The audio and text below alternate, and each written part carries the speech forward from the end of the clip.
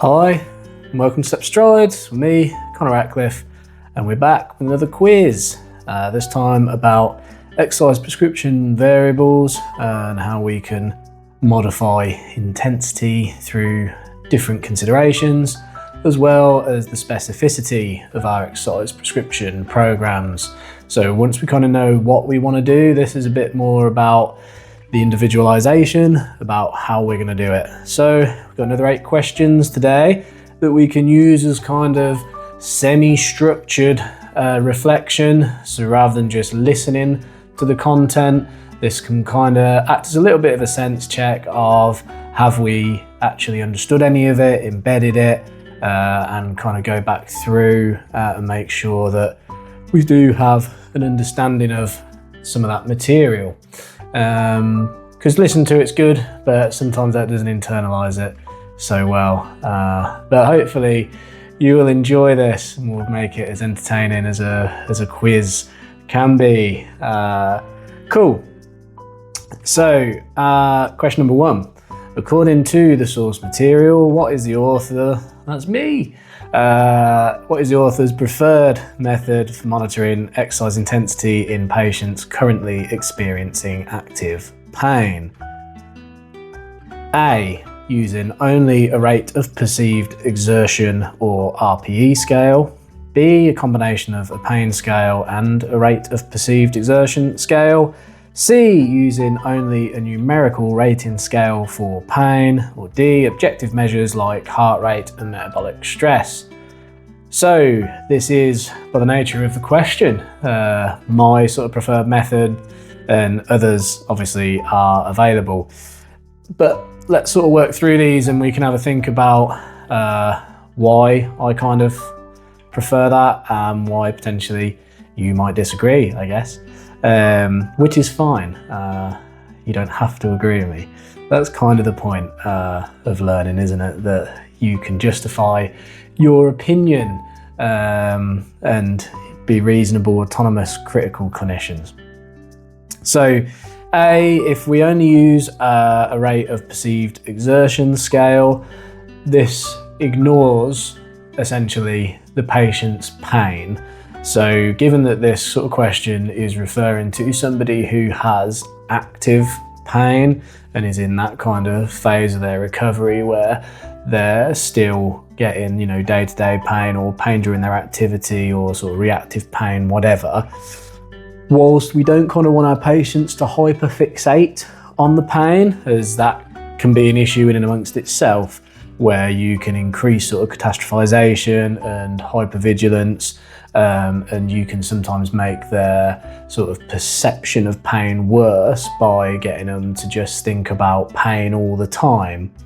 There's a bit of a delicate balancing act, because if we don't want them to be thinking about pain all the time, then we need them not to be in pain when they're doing their rehab exercises.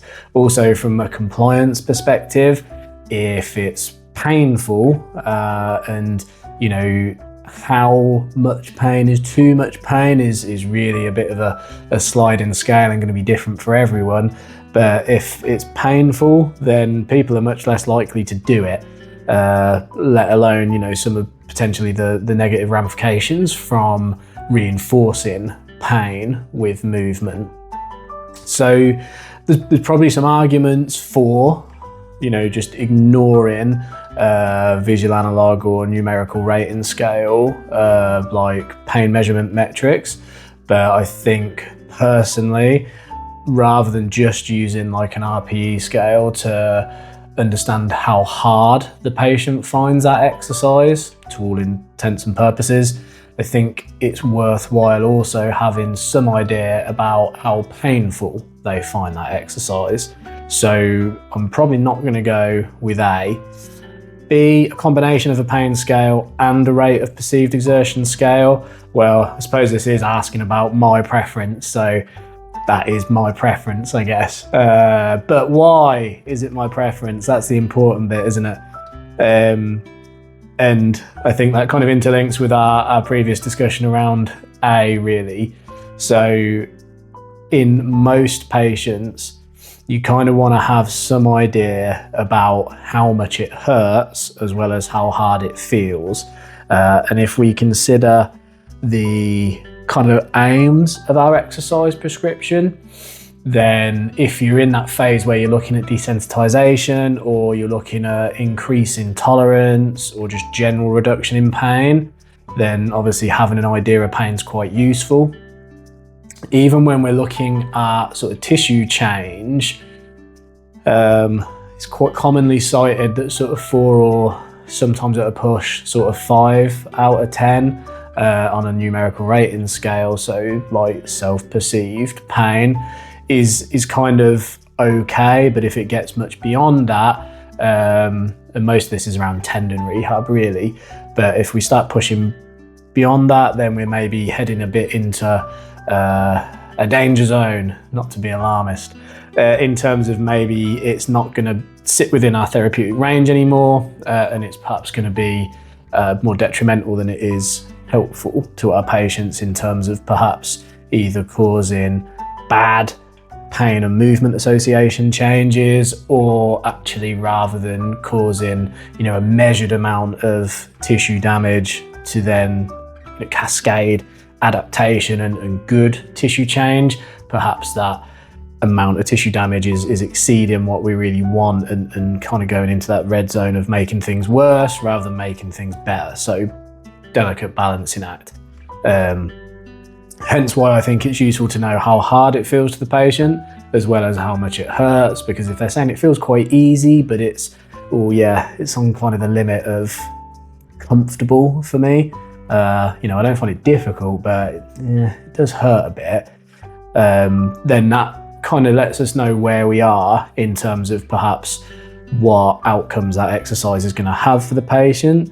So if it's not, reaching a high enough intensity, then we can reasonably expect that perhaps we're not going to get tissue changes, but we might be able to, work through perhaps, you could consider it like graded re-exposure of desensitizing the tissue. So I think that kind of gives us more information, and is therefore perhaps a bit more useful for us to understand, is it an appropriate exercise? Do we need to change it? And also, what sort of outcomes are we going to have from it? And just from, a review, so an objective, sort of semi-objective outcome measure, we can sort of review that a bit more objectively as well. So, it hurt 3 out of 10 last time around, now you can do more reps with less pain. Great. So I think having both is useful, and that probably kind of rules out obviously C and D for us a little bit here. Again, don't think there's sort of massive issues with these either, and people will have different opinions and sort of perspectives on this, but I think especially with your kind of more objective measures like in D, especially for research, they're really useful, but in vivo, in most settings, to kind of monitor and analyse all that data, and for all of your patients to have access to all that data, makes it a little bit trickier. So, ease of use kind of rules some of that out for me as well. So I think B is probably our most likely answer. So let's have a look. That's right, the text states, my preference, literally my preference, in patients with active pain, combination of the two, and it's referring to pain intensity scales and rate of perceived exertion scales. A patient has reached a plateau and can no longer increase their repetitions for an exercise. Based on the text, what is an effective way to progress the intensity by increasing volume? So in this scenario, what I was kind of writing about here is when we've got a patient and let's say, they've reached 15 reps, they started at 5-6 reps of whatever, insert exercise, they've kind of built up to 15 reps and now they've started to plateau. They're still getting pain, it's still, not enabling them to go out and do as much running or walking or jumping or tennis or whatever they want to do as they would like to do. So we kind of feel that, right, we need to kind of still increase their overall capacity, but it seems like we can't do that by repetitions anymore because they're stuck at that 15 rep mark. So how else can we sort of progress them and increase their capacity? So A, significantly increase the load or weight. B, switch to a completely different exercise. C, decrease the recovery time between sets to 1 minute. Or D, add an extra set of the exercise. So arguably, any of these could be considered a way to break the plateau and to progress them, essentially. And I mean, that's kind of one of the points of these videos, really, and some of the information that we're trying to get across here, is that you have lots of options and tools at your disposal, but it's kind of understanding which one should you pick, which one could you go with, and why, I guess. So in the context of this question, it's talking about increasing volume as the mechanism to try and break that plateau, and perhaps, you know, considering the clinical application of this, increase the overall sort of volume and intensity for the patient to achieve our, you know, outcome. We want them to be pain-free, be able to do more. So we could break the plateau by significantly increasing the load or weight, but that, if anything, is probably going to decrease volume because these things are interrelated. So if we all of a sudden add loads of external load or weight, then we're really increasing the mechanical stress through the tissue. And absolutely, that can break plateaus, that can stimulate you know, differences in tissue change. So that can be a really good way of kind of working around this. But in terms of sort of volume, to achieve that, we're probably going to have to reduce repetitions initially, probably reduce sets maybe, and have a look at our frequency here, where, you know, this is unlikely that you're going to be doing it, you know, like in the morning, in the afternoon, in the evening, and every day, because we're not just looking at sort of body weight here, we're looking at significant increase in load. So yes, that could break a plateau, but we're not doing it through increasing volume. So we're perhaps not considering endurance as much as we are increasing mechanical stress through tissue. So different patients, different sports, different goals, outcomes, access to equipment, all of this stuff can kind of be considered. But according to this question and having an understanding of, you know, what the dials are to modify intensity, if we want to increase volume, then significantly increasing the load or weight isn't the way to go here. Switch to a completely different exercise.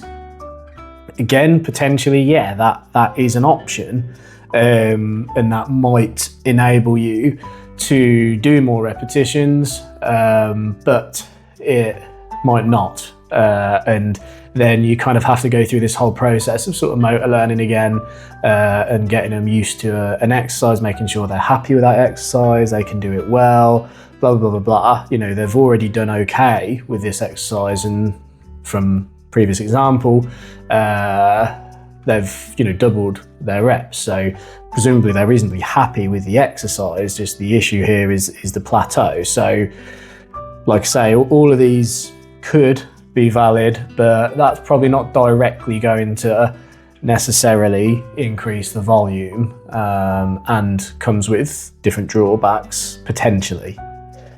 C, decrease the recovery time between sets to 1 minute. Same as our others here. Yeah, potentially that could sort of break plateau, but if we're decreasing our recovery times, then we're probably not going to end up increasing out and out volume, because if we decrease the recovery, the likelihood is then the subsequent sets are going to be more challenging, and actually we're probably going to have less repetitions. So yeah, again, that is a way to perhaps break a plateau in terms of we're no longer getting any changes either to tissue or like out and out capacity as measured through how much they can do, essentially. But that's kind of doing it through more metabolic stress, really. So again, understanding changing one variable and the impact on other variables. If we're reducing recoveries, general rule, then we're probably going to end up with less repetitions total. So our volume is going to actually go down. Which leads us to D, which is add an extra set of the exercise.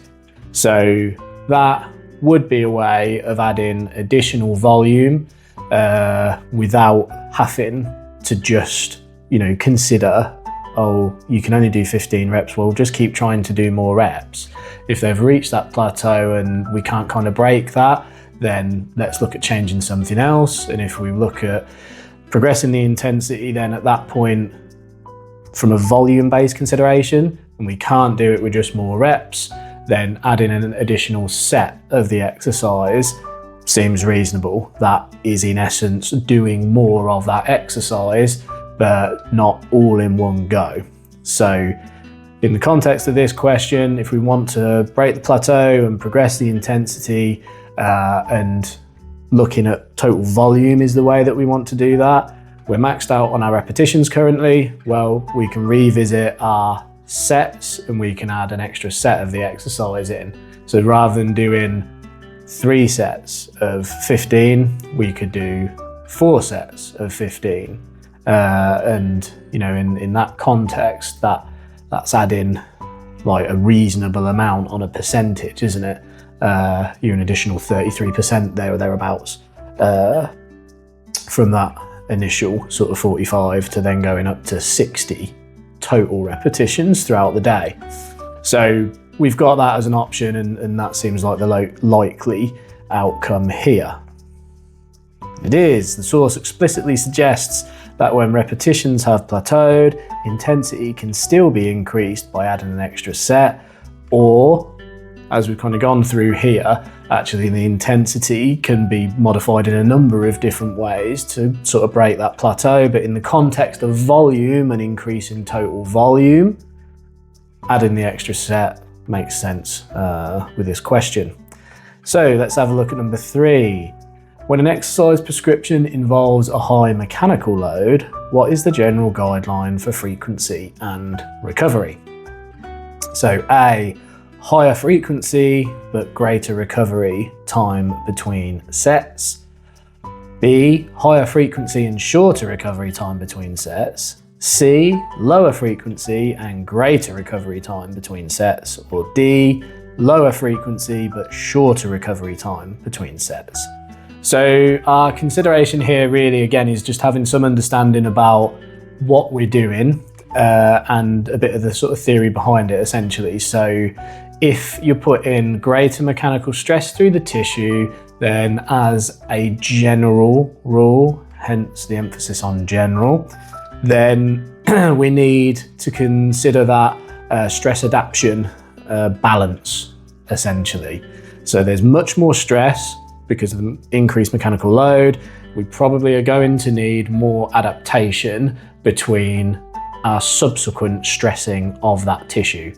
So depends on the patients, their level of conditioning, familiarity with exercises, all this stuff. But general rule again, if you're looking at bodyweight exercises, then you can do usually multiple sets of those 5-6 times a week. And that's adequate sort of stress adaptation timeframes. If we start adding lots of external load and consider this, more through like a heavy slow resistance sort of prescription, then we might think actually we need more recovery, we need more adaptation because we got more stress. So then it's going to reasonably take longer for the sort of increased perhaps breakdown to those tissues to then repair, recover, adapt. So if we think about that and have that understanding in our brain when we then look through our options here, well, hopefully then this should become easy. If we want higher frequency but greater recovery time between sets, well, the recovery time between sets is good, but the higher frequency still probably doesn't give us that additional adaptation. Higher frequency and shorter recovery time between sets, well, that's a double whammy of just giving us less adaptation and, then increasing the metabolic stress as well as the mechanical stress, because you're not only going to be doing more with the higher frequency, essentially, but you've got less recovery time between those sets as well. So probably not B. C, lower frequency and greater recovery time between sets. Well, this one makes probably the most sense, doesn't it, in that context? So we perhaps don't need to do the exercise as often, lower frequency, and we maybe want greater recovery time between those sets, because if we're only perhaps in the 3 to 5 rep range, then having really short recoveries might not really be adequate for kind of our energy levels to restore and then go and lift that heavy weight again. So lower frequency, greater recovery time between sets makes sense to give us the increased adaptation required to the increased mechanical stress that we're putting through tissue. So the text advice is that with higher mechanical stress, you need greater recovery between sets and lower frequency to allow adequate time for adaptation and repair. Makes sense. Halfway through, question number 4. The text explains that increasing the range of motion, or ROM, increases intensity because it increases the work done, which is defined by a specific physical principle. What is that principle? For all of those out there who took GCSE or A-level physics, this will be an easy one, hey? And I guess when I'm teaching, I often get asked about what's the relevance of some of these equations. Well, these, are relevant to clinical practice if you know how they apply to clinical practice, because they explain stuff that we see, which is good, isn't it? So let's have a look through and see if we can remember some of these. A, work done equals mass times acceleration. Force equals mass times acceleration, and relates to Newton's second law, which is a relevant and useful thing to know about still, but it's not the equation for work done. Work done equals force times displacement. Well, that is the actual physical principle, so that is the definition here. Work done equals repetition times sets. I suppose in a way that you could consider that as a metric for work done, but it is not the actual equation for it. And work done equals time and attention. Again, yes, perhaps by some definitions, the increased time and attention would relate to a sort of increased energy expenditure, but in the truest sense of what work done is, and a measure of energy expenditure, therefore a bit of a proxy for how hard something is, that is force times displacement. So force could be body weight in this example clinically, and displacement is the amount of range of motion that we're moving through, but it's think of it like distance, but it's vector. So unlike a scalar quantity of distance, which has no direction, displacement is the vector version of this. So scalar just has magnitude. When they're vector quantities, they have both essentially, so displacement has both. But work done equals force times displacement. So clinically, if we consider, doing a tiptoe raise, but let's say you put a big weight plate underneath your heel, and then you do your tiptoe raise, that limits the range of motion. So the displacement gets smaller, essentially. So if you have less displacement, then your overall work done reduces, even if force stays the same.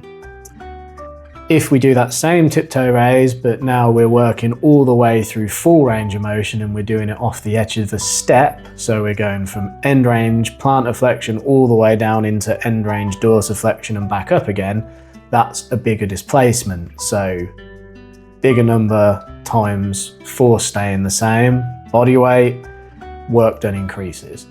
Now we can manipulate force as well, and that will make it harder. So if we manipulate both of those, you add external load, you've got increased force to all intents and purposes, that you are moving through the same range of motion, more work done, more energy expended.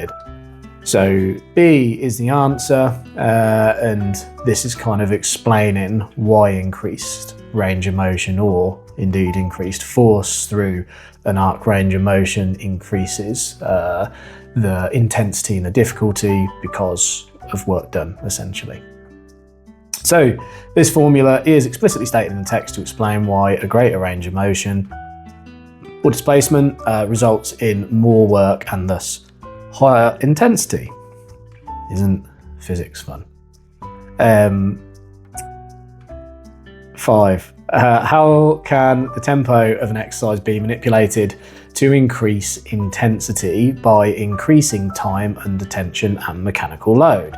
So tempo is another one of our specific considerations when we prescribe exercise, and this is essentially the instruction to patients about how they should move through that exercise arc range of motion. So A, by focusing only on the concentric phase and minimizing the eccentric phase. B, increasing the speed of the concentric shortening phase. C, by eliminating any pauses and moving through the range of motion as quickly as possible. Or D, by increasing the duration of the eccentric and isometric phases. So again, if we just sort of systematically work through these, it should hopefully become reasonably obvious. If we only focus on the concentric phase and we minimize the eccentric phase, well, the eccentric phase is where you actually have the most mechanical tension and stress through tissue. Eccentric exercise is interesting actually, because typically if you just focus on the eccentric portion, metabolically it's easier, but mechanically it increases the stress through the tissue. So if we want increased time under tension as a total, then reducing the eccentric phase kind of doesn't make sense there. By increasing the speed of the concentric or the shortening phase, again, really that is speeding up, isn't it, the movement. So there's reasons that that's useful to do, actually cueing a more ballistic concentric phase and trying to move faster helps with power generation and things like dynapenia. Often cited as age-related loss of power, and so ability to sort of generate force at speed, essentially. So it's not a bad thing by any means. There's reasons you might actually want to do this, but if we consider it under increasing time under tension and sort of out and out mechanical load, that isn't going to do that. It's going to do something else. C, eliminating any pauses and moving through the range of motion as quickly as possible. Well, this is almost antithetical, isn't it? This is the opposite. This is just increasing how quickly you move through that range of motion, and therefore you've got less time under tension. And then D, by increasing the duration of the eccentric and isometric phases, well, by process of elimination at this point, that must be the answer, mustn't it? But if we actually want to know why it's the answer, then it kind of makes sense, doesn't it? The eccentric phase increases, quite significantly time under tension, so the lengthening control phase of contraction within said muscle. And then the isometric phase, you could even consider just slowing down the concentric phase as well if you wanted to, and that would all be increased time under tension, wouldn't it? In terms of the amount of sort of force and tension that's going through structure. So you typically perhaps get slightly more tension by a more, let's say, explicit or accurate definition with the eccentric and the isometric phases of contraction. So they're easy tools again for us to sort of manipulate intensity, and with sort of isometric as well, like you can pick the range of motion, so you're obviously kind of going to be working through an arc of range. You can make them stop at any point throughout that range and then have a hold pause to increase kind of the time under tension. And typically in a slightly more elongated position, the isometric hold perhaps becomes slightly more challenging. But at any point realistically, if you enforce an isometric hold, and you can use isometrics as push, so you can push against like immovable object as well, like maximal contractions and hold, like against a wall, for example. That is increased time under tension for your target structure. And there's some interesting stuff actually about like isometric holds and the use of isometric contraction that relates to like degenerative tissue and tissue changes, and something called stress shielding, where essentially the healthy tissue sort of contracts and the messy degenerative or disorganized collagen-y tissue actually doesn't get loaded. It's sort of stress shielded by the surrounding tissue, and isometrics is a way around that, and it relates again to this increased time under tension. So there's something to go and read about, I guess. So D seems like our answer, and it is. So increasing isometric and eccentric time increases intensity as it increases time under tension. Cool. So number 6, which of the following scenarios best illustrates the principle that exercise variables are inextricably linked? For those of you who have not sat in my lectures and enjoyed my vocabulary or Connorisms, you know who you are. Inextricably linked means that you cannot separate them to all intents and purposes, for those of you who didn't want to go and Google that. Or, if you knew it, then ignore me, I guess, and way to go on your vocabulary.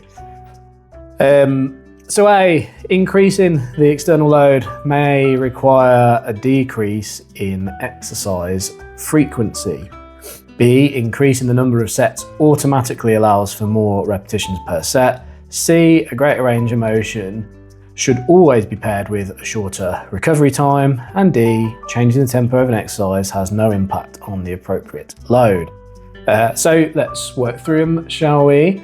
As hopefully you'll have become accustomed to by now, and think about our rationale and thought process, and embedding our now knowledge that we have into actual practice, hopefully. So increasing the external load may require a decrease in exercise frequency. Well, from previous questions, that seems like a reasonable statement, essentially. And it's that idea of, if you change one thing, then you're not just changing one thing, essentially. Other things will always get altered alongside it. So it's one of the it's a fairly poor training principle that you don't want to modify multiple intensity measures or metrics all at once. So if you're going to increase the amount that you're running, you probably don't also want to increase the speed and the sort of frequency that you're running. So you don't want to go from 3 days a week to 5 days a week, increase the total duration, so go from 30 minutes to 40 minutes, and at the same time try and run faster. You want to focus on one of those intensity variables at a time. Well, when we consider our rehab, it's no different, essentially. If you change one thing, then you should have an idea potentially that could impact the other things. So the specificity of your exercise prescription should take that into consideration and perhaps modify and tweak. So if I'm adding a load of external load, as per those previous questions that we've sort of discussed through now, I need to consider, is the frequency, the repetitions and the sets of these exercises still appropriate? So the exercise may not have changed, I've just added load to it, but all of those other kind of intensity variables must be considered alongside it. I can't just say, cool, go from body weight now and add, an extra 50 kilos on, but keep doing everything else the same. That won't work necessarily, and is probably a higher risk of you causing problems rather than resolving them. So seems like A is a likely contender here, but let's interrogate the rest of them whilst we're here. B, increasing the number of sets automatically allows for more repetitions per set. Well, no, probably not. I just patently think that's not true. So it's an easy one. C, a greater range of motion should always be paired with a shorter recovery time. No, not necessarily. I think that's kind of, yes, it might be a consideration, but as a general rule, if you're just increasing the range of motion, you can probably keep everything else equal, because it's a slightly lower intensity change essentially. But I think you can maybe argue that one a little bit, but I think the fact that this is always be paired with a shorter recovery time makes that untrue, essentially. D, changing the tempo of an exercise has no impact on the appropriate load.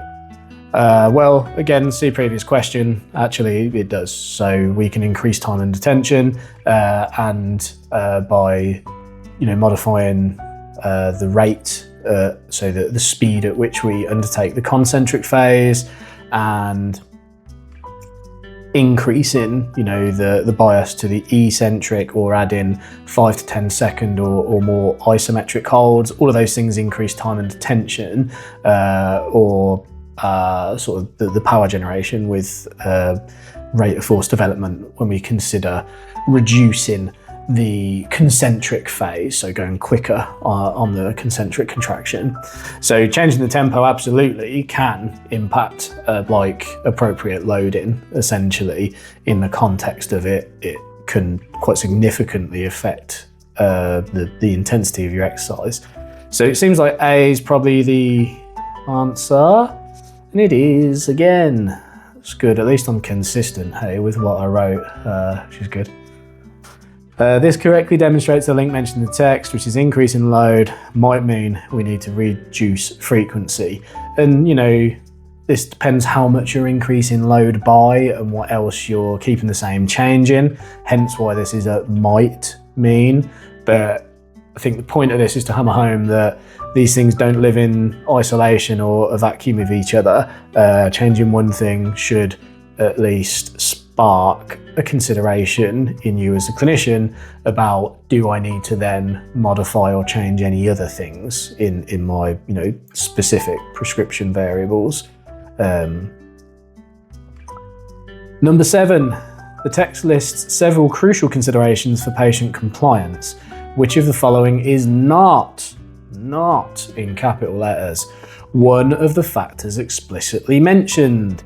So I guess one of the key takeaways from this question, and hopefully all of this stuff is, again, hopefully this is interesting and gives me stuff to think about, ways to individualise and things that I should be considering, rather than just handing stuff to patients and saying, there you go, get on with it, hope for the best. We should be slightly more educated in our approach than that. But all for nothing, isn't it, really, if they're not compliant? So if they're not going to do it, then all of this interesting justification and rationale and tweaking, fine-tuning is for naught, isn't it? So this always has to be a kind of conversation with the patient and a consideration of like, are they actually going to do it, or are they doing it? Have they been doing it? And then you might consider some of these variables in the why they haven't been doing it, or how can I make them do it in the future, so they can interrelate with compliance. But ultimately them doing it is more important, isn't it? If they're not doing it, then none of this matters. Doesn't matter what your aim is, doesn't matter how finely tuned and targeted you've considered your intensity variables It doesn't matter how well you've picked your exercise, like in terms of how you think it's going to be biomechanically therapeutic. If they're not going to do it, then so what? So quite an important element, I would say, to sort of take away from this. But let's have a look. The patient understands why they should be doing the exercise.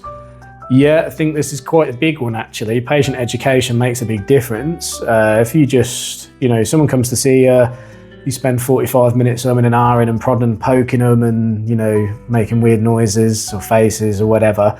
And then you say, okay, yeah, cool, right, here you go. Here's some stuff for you to go away and do. They're probably going to leave that consultation feeling a bit like, what? What just happened? What? And especially if those exercises are quite generic and they could have just pulled them off of Google or other internet search providers are available, then they're even more going to perhaps be a little bit confounded about what is happening here. So patient understanding why they should be doing the exercise should be like a key component here. I've done this, I found this, you've got that, based on our assessment, blah, blah, blah, blah. This is what we should be doing and this is how it's going to make a difference in the future. Big key part of compliance. B, the patient's family agrees with the rehabilitation plan.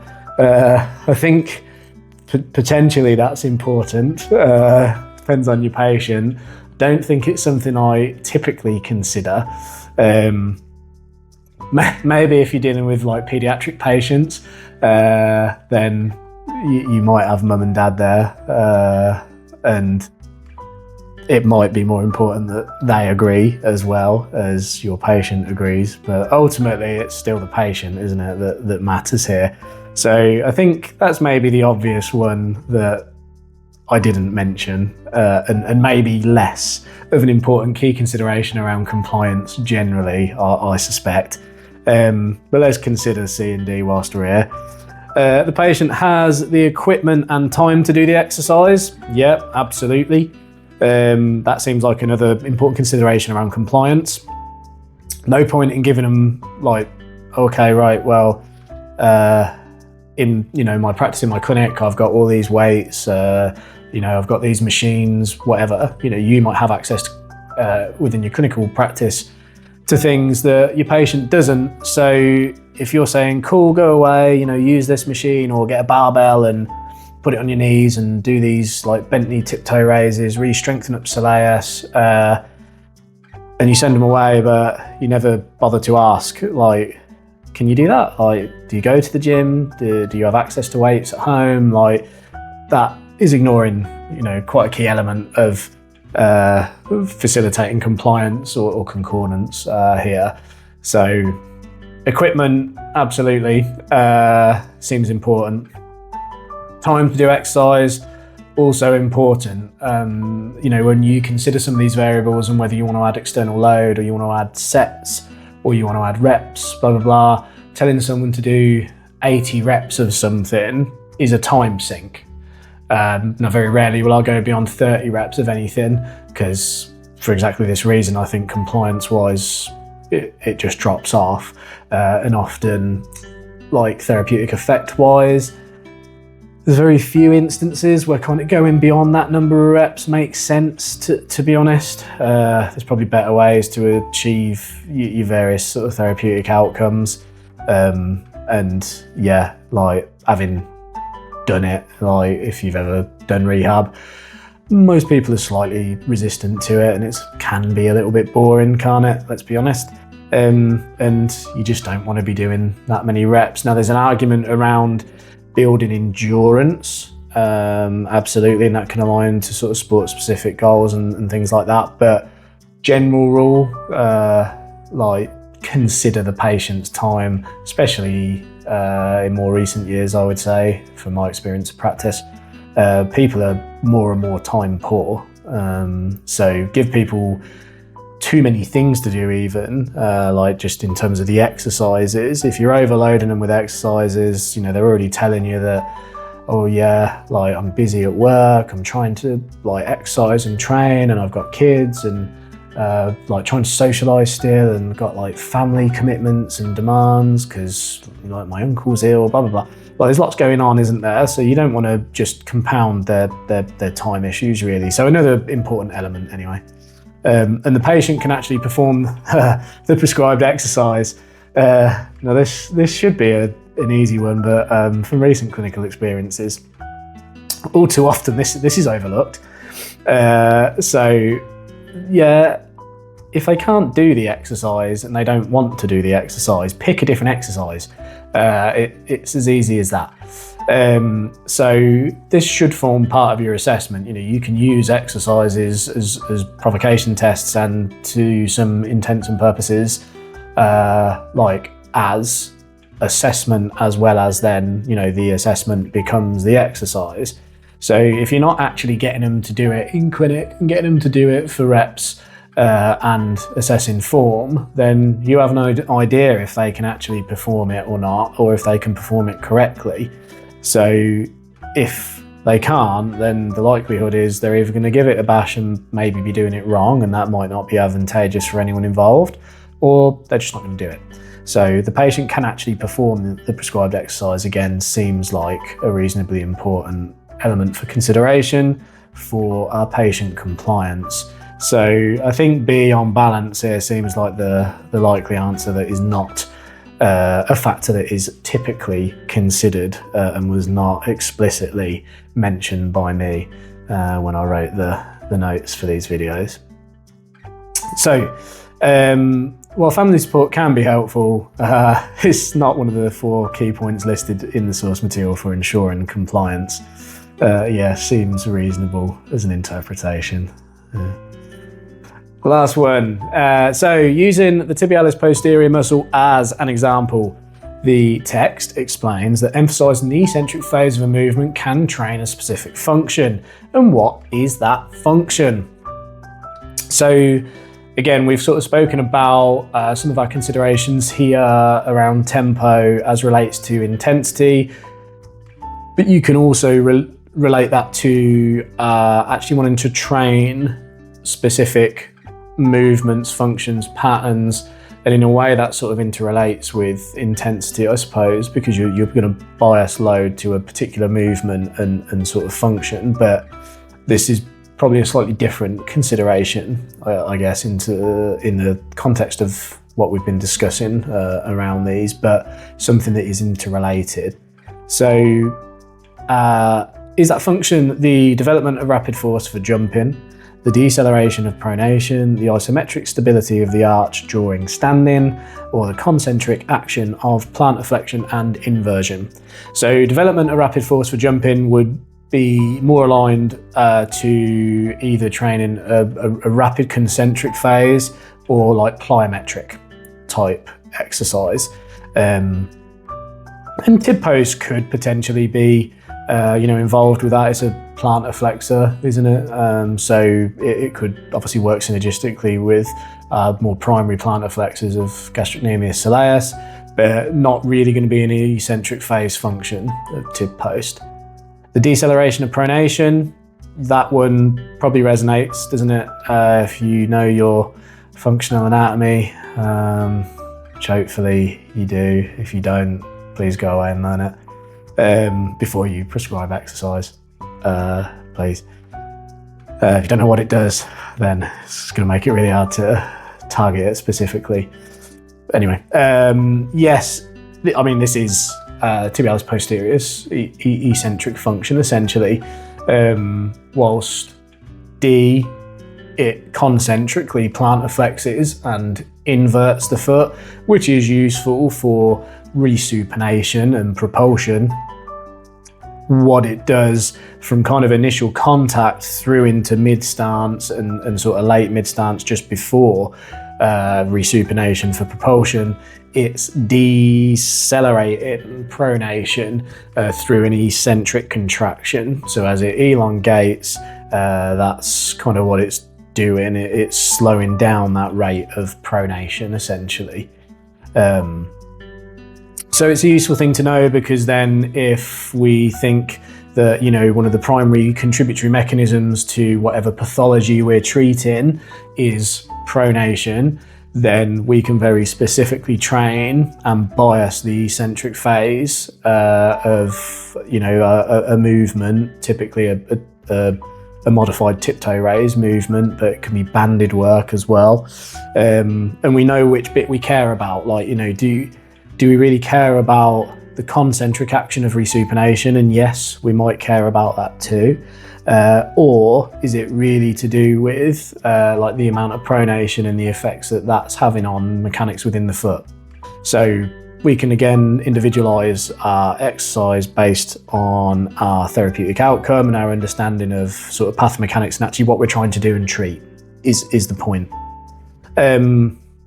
We'll look at the others. The isometric stability of the arch during standing. I mean, you might be able to make an argument about like medial longitudinal arch stability, like structure mechanics, given tib posts, like fan insertion into tarsus and the big role it plays in like stability and medial longitudinal arch structure stability, as well as its, you know, prime mover functions.